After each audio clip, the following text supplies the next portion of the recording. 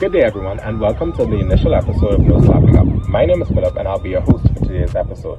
Before we begin, I'd like to give a little overview of what this podcast is.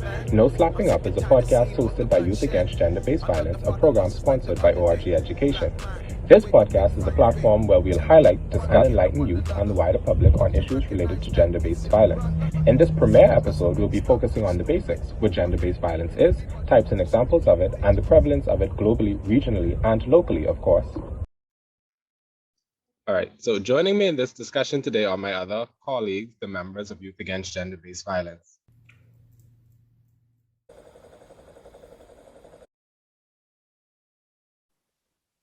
Considering that this is a Bahamian podcast about gender-based issues, I think the natural place to start is with a quick overview of what's going on in the country in relation to gender. Now, I'm sure we're all well aware that we've recently had a general election on September 16th, which saw a record number of women elected to Parliament. That number, a whopping, wait for it, drum roll please, 7. Now, based on what I saw on social media, this seemed to be a welcome advancement. It has to be noted, however, that 7 out of 39 seats is not in and of itself that remarkable. While we acknowledge this achievement, it certainly provides an excellent opportunity for us to discuss the role of women in leadership and society in general. Joining me today in this discussion are the other members of Youth Against Gender-Based Violence. So I'd like to ask my colleagues, what do you think this says about our country's attitude toward women in leadership? Okay. Does anybody remember like a few years ago when Loretta Butler Turner was trying to be the head of FNM or the FNM? Does anybody remember like the whole backlash against that and how many people hated her and how many people were saying, oh, we can't have no woman PM? What does it look like? And it was so confusing because y'all aren't even like hearing out what she has to say. Y'all just bashing it because she's a woman. With the 7 women that we're celebrating that because it's like the first time in our history that anything like that has happened. But I still think it's just 7 out of 39. 7. Just 7. Not even an even number. 7. A great start, I guess. A great start. Yeah.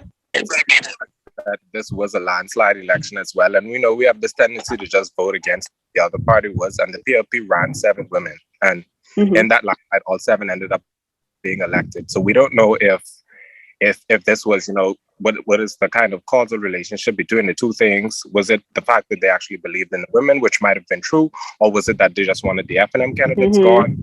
So, or it could be a mixture of both. We really don't know. I guess time will tell eventually.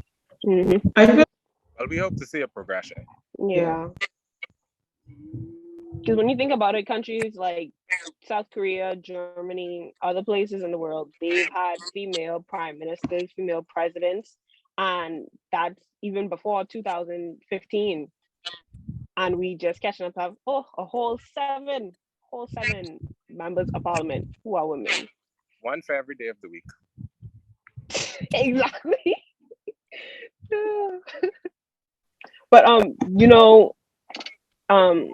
in Nassau, in Angleton, they really like Glenys Hannah Martin. I don't live there, but from what I could see, I'm guessing she treats her constituents well, and that's why they keep voting her in.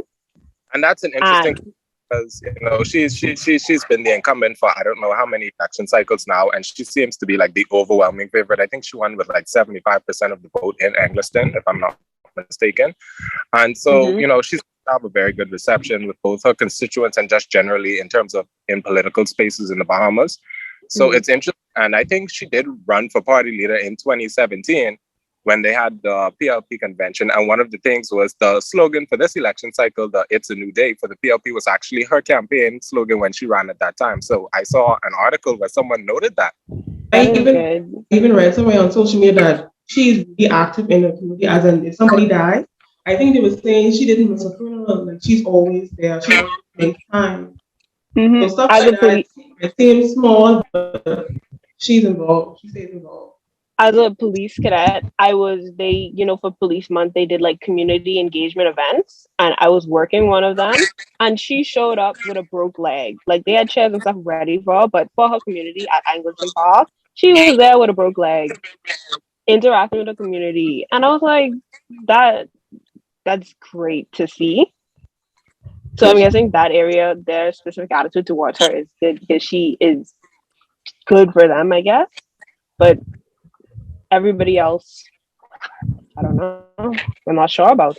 About to ask that, like, do we see women as being the, like, the traditionally, like, stereotypical nurturing, caring, like how you say, community involvement? Is that when we consider women in leadership, is that what we normally think of? Or do we think women also have that, to be policymakers and changes and all of that stuff? Because when you talk about, like, her involvement, that seems to be in line with, like, traditional thinking of what women should do. That is true. That is something to think about. I don't want to think about it that way, but I feel as though that's what the general mindset is, and that kind of makes me upset because she could be doing so many other things, but we just talking about how she does what the woman's supposed to do: engage with people, be nice, always smiling, always being like. I don't want to think about it that way, but that's probably what it's kind of like she's in this box, like she can do certain things, and shouldn't be one of There's nothing these. wrong with an applicable person being an approachable person. I think politicians should be approachable people in general because they do work for the people. So obviously that's, like, I think that is a part of their role, but I don't want her to be relegated to just that role. And so it's interesting to see that she is the Minister of Education as well. So to see her in a cabinet position is very exciting, and we're looking forward to seeing what happens with her in that role as well. Yeah. Who's that? What about since she's the Minister of Education, what about Jeff Lloyd for her?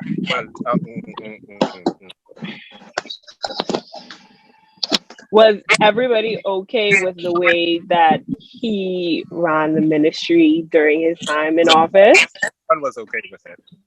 The thing about it is they'll give allowances to him that they will never give Glenna Martin if she behaved the same way. Mm-hmm. Because I think it was the general air that Jeffrey Lloyd had a bit of arrogance to the way he kind of ran things, and like it seemed that he would like say a lot of stuff and do a lot of pontificating. And the thing about it is, if Glenna Martin was to come in there and do the same thing, they'd ask, so who the hell does she think she is? Mm-hmm. Because even though there is a certain level of privilege that comes along with being a politician, so even as a woman, you wouldn't get the same as someone who's a janitress. Mm-hmm. So all are deserving of the same level of respect. We know that that's not the case, that's not going to happen in real life. That doesn't happen in real life, I should say. Exactly. At schools, comparing like janitress and maybe the principal is a woman, two whole different sides of the scale. Children would legit go out of their way to make janitress day hell. And then if they see the principal, they stand up straight, shirt tuck, belt nice, school bag on their back. And I think I feel like that's more to do with the power structure, but they're both women. And seeing that, you should be able to treat them the same way with whatever their job might be, whatever they're doing. They should be treated with the same amount of respect. Definitely. Women, I think, like you said, that both women. I think this shows where women's issues or gender-based issues intersect with all of the other areas of society, like socioeconomic background. So, like you said, the difference between how students may treat a janitress versus how they may treat the principal, who may both be women. And so there's this idea that women should be respectable, like that's a general assumption of society. And so socialization teaches us that if you do certain professions or if you engage in certain work, that's less respectable and less deserving of respect than other jobs where, like a principal, okay, we accord respect just based on the title. Mm-hmm. Another thing I want to bring up, since we're talking about like women in everyday society, I'm sure we would have heard about Project Mira Marcano case and what happened to her. I think, if I'm not mistaken, and as long as I have my facts straight, she was missing for a while. They were searching for her. Eventually, they found out that they found her body, and then they traced their steps to the apartment building where she lived. They found out that the maintenance worker had tried to pursue her earlier. She had turned down his advances, and then he came back later that evening with because he is the maintenance worker, so he has access to all the rooms, and he ended up kidnapping her and eventually killing her. Then before Well, Like stalker cases, in cases like that, usually you'd go to the police and they say, "Oh, we can't really do anything about this until somebody attacks you," and that is so and that is dumb. crazy to me. It's like, oh, there are literal threats of violence against you, and you can't do something until the violence has been enacted against you, and you don't know if how bad that violence is going to be. So who's to say I will even be alive once this person decides that they're going to do whatever they want to do with me? Exactly. And it also made me a little sad on social media, even though it's true. They kept on saying, women, you protect yourself more. Da, da, da. I'm like, the man, what they're doing, they're going to continue being bad or doing these things against women. Like, no one really holding them accountable. It's like, protect yourself, which is true. I agree. You can't stop people from doing wrong. But But the thing about it is that another side to that discussion, and which I'm glad that I saw people bring out, was that she was literally at home, a place where you're supposed to be safe. That is supposed to be your haven. Like, I should not have to do martial arts to protect myself in the comfort of my bedroom because someone else has invaded my space. Like, where does that entitlement come from? Where does it come from?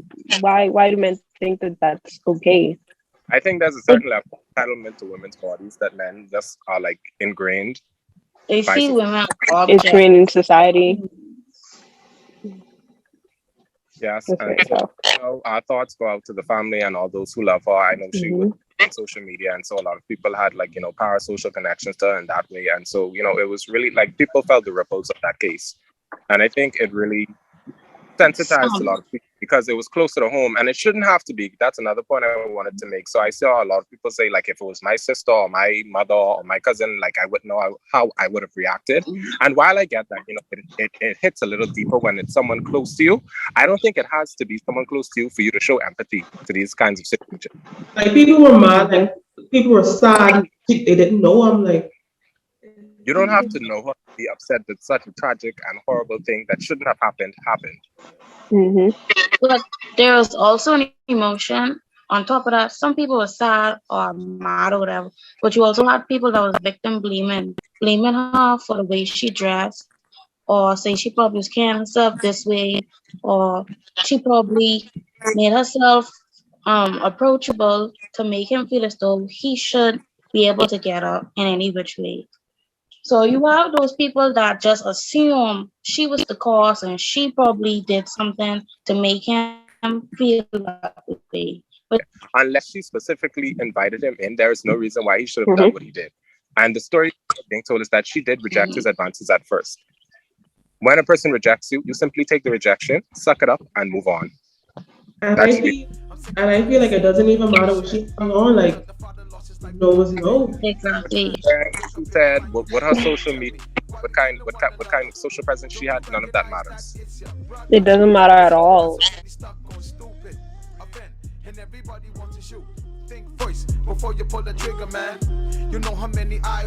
Hey everyone, we have a great opportunity for you. It's the No Slappin Up poster competition for you. The opportunity is open up to students in grades 4 to 12. You'll create a poster which helps to bring awareness to gender-based violence in our community. You can email your submissions to youthagainstbvbah@gmail.com. There are 3 prize areas. Winner will receive a $50 gift certificate, t-shirt, and your art will be used and credit in our campaign.